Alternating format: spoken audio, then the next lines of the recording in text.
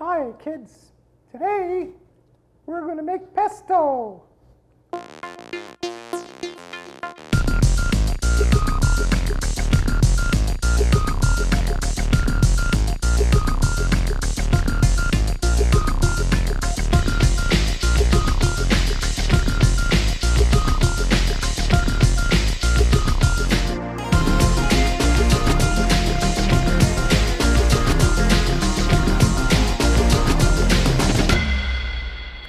Hi, welcome to Dave's Kitchen. Today we're going to feature pesto. It's the end of the summer and we've got some basil to use. We've got some homegrown garlic from our garden here at Fort Vancouver High School. We have some Parmesan cheese, some toasted almonds for a different twist on a traditional dish, and we have some extra virgin olive oil. Very good. Yeah, the reason we used almonds, Dave, is because pine nuts are just becoming ridiculously expensive. And almonds, toasted almonds, you want to make sure they're toasted almonds, but they're a good substitution to the pine nuts. So I thought, hey, why not? So we'll give them a recipe with something that'll bring the cost down considerably. I think that's a real good thought, Dave. It's about the money saving you can do with the almond right now while pine nuts are so expensive. You've got some basil leaves there. Yeah, and you'll notice on these basil leaves, they're kind of turning a little bit darker. They've been picked off. After you pick them off the stem, then they'll start to turn a little bit brown in areas. Well, for pesto, we're going to blend this up with garlic, almonds, the Parmesan, the olive oil, so you're not too worried about the color of them, Dave. You can use this Sounds good. So they've been picked, they've been washed, and now you're going to rough chop them? Yeah, I'm just going to run the knife over the top of them.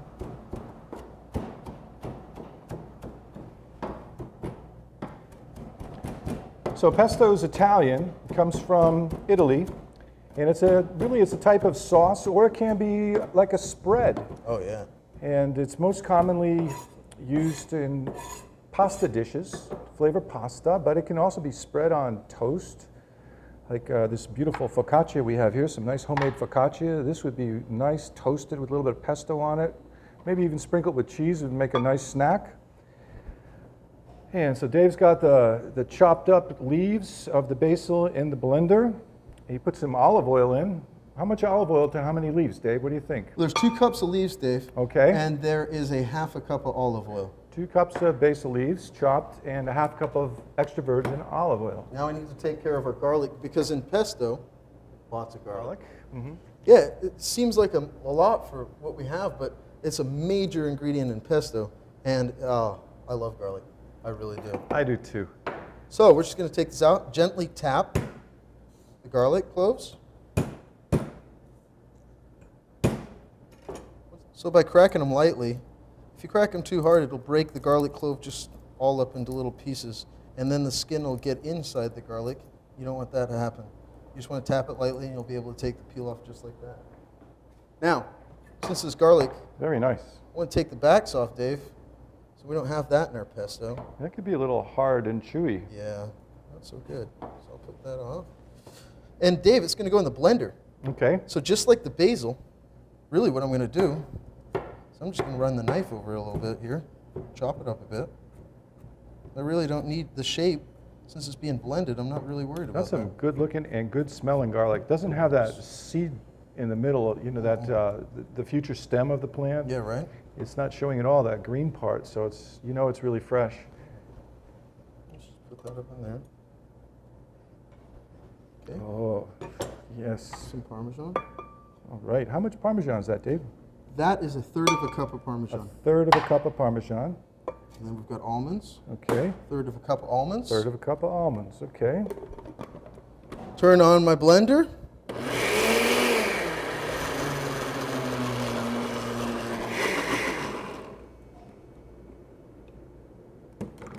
So you blend it and then stir it a little bit, so that it'll all get mixed up. Okay. Yeah.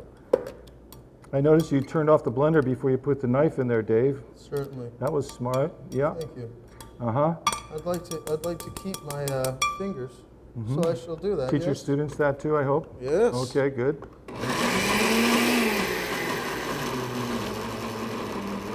So Dave, I've been blending for a little while, and my consistency is just not where I want it. I want it more, like you said, like a sauce. Not all tight.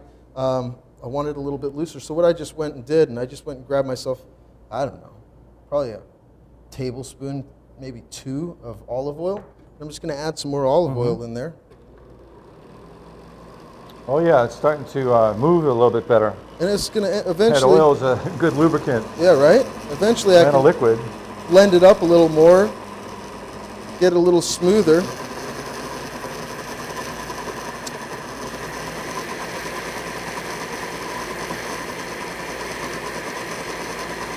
Oh yeah. Very nice. Let's take a look at it now. Oh, now that. That looks great. Let's take it. We'll put a knife through it, make sure it's all blended up down at the very bottom. Looks pretty good. See, did we put salt in that yet? No, we have not. We have not seasoned it yet. Okay. I'm going to grab a piece salt? of bread. Taste it after you salt it. Can I have some? Here, let me. Want some pepper? Please. Okay. Thank you very much. Say when. Keep going. I like pepper. All right. Let's do a final blending.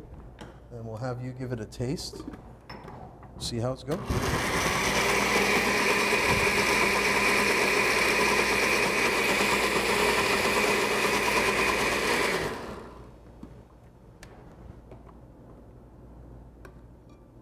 There you are, Dave.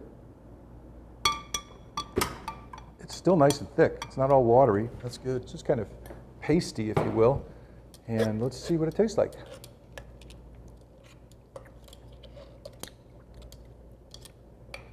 Yeah, the basil is quite strong. The cheese is very strong with this one, so that's a powerful cheese that we had with it. The garlic, even though it's 3 cloves, it's not grabbing Not me. bad. It's not too strong. Olive oil is real nice. You can taste everything that's in there. And with the focaccia, it's a treat. What do you think of the almonds instead of the pine nuts? Does it work? It works fine. Yeah? Yes, it does. I think the nut is used a lot for flavor, but you know, pine nuts don't have a lot of flavor. They add some flavor, but I think they add body. And I've had to use a little bit of bread in a pesto before, where I take bread and just take some crumbs to thicken it up a bit if my pesto was a little too thin. And you saw David add more oil to this pesto because the consistency wasn't the way he wanted it. So it's a basic recipe. You can adjust it, adapt it to how you like, how it suits you. Hi, I'm Dave. And I'm Dave. We'd like to invite you to attend a patron tour. Patron tours occur about 4 times a year. They're hosted by our superintendent, Dr. Steve Webb. You get to ride on a school bus with the doctor and tour 2 of our schools. Then you'll come back to the Bates Center, where the 2 Daves and their students will prepare a lovely meal for you. You'll have lunch with some entertainment and get to meet some of the staff around the Vancouver School District. Just call this number on your screen, save up $4, bring it with you. You can have a great buffet, listen to some great musicians, and get to meet our superintendent. Learn about your schools. Thank you. We look forward to seeing you there. So there you have it. David made some pesto. He used a blender to make it. You could do it the old-fashioned way in a mortar and pestle and just blend everything in here, make a smaller quantity of it, or have a bigger mortar and pestle. That's another option for you. This way, we didn't have to work up too much of a sweat, huh, Dave? Yeah, I think it was. Most people have a blender at their house, and not everybody has a food processor. You could also use a food processor if you wanted, or you can go back to the old school, back in the day, and break out a mortar and pestle. I think it's pretty simple to make. It's a lot cheaper to make it than it is to buy it. You go buy the ingredients for pesto versus buying a container at the store. You're going to save yourself some serious money this way. And if you're allergic to nuts, you can just leave out the nuts, Leave out right? the nuts And it'll be altogether. really just about as good. So there's options there. You can make a pesto out of sorrel leaves. Different herbs would work well. Cilantro? Cilantro makes a good one. Mint pesto can be made as well. You can make a combination of herbs. You could use a spinach to make a pesto. You could try different nuts in there, different cheeses. Leave out the cheese if you don't like cheese in your pesto. You can do all sorts of things with it. Make it more oily, and you can brush it on. I mean, the things they can make with it also are pretty much endless. I mean, it can be used for a ton of different things. So it's something simple and something easy to do at home, and I hope you try it. Yeah, thanks for visiting Dave's Kitchen. We'll see you next time. Thank you. Take care.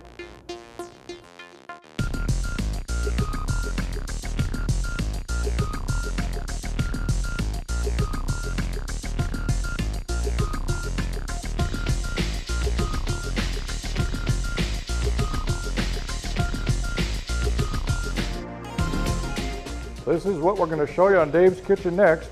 It's a cow. It makes this sound.